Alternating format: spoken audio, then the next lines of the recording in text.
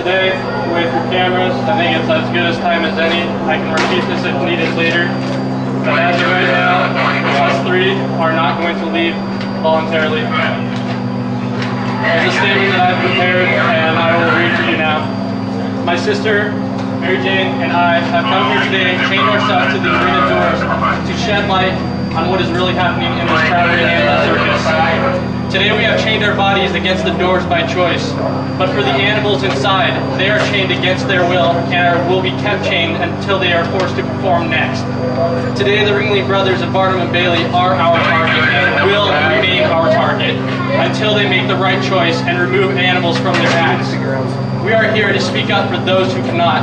We are here to tell Ringling Circus as well as the public that we are not going to stand by and do nothing as these animals as well as thousands across the world are shipped from city to city to forced to perform. We ask you today to join us and say no to the cruel circus, refuse to buy tickets, refuse to go in, and join us in telling Ringling Brothers, Barnum and Bailey that until they remove animals from their traveling acts, that you will not buy tickets for their show. The elephants that are performing in tonight's show are not elephants that have been saved from extinction like Ringling says that they are. These are elephants that were stolen from their families through the act of mass murder. Their mothers, their sisters, their brothers, aunts, uncles, grandparents, and friends were shot dead when they were taken and put into cages as they were young. If humans were treated this way, as the elephants are, those who participated in the act would be serving life in a state penitentiary. If they were not pulled from the wild as young, they were born in a Ringling elephant conservation. But conservation is the wrong term that they label these places to be.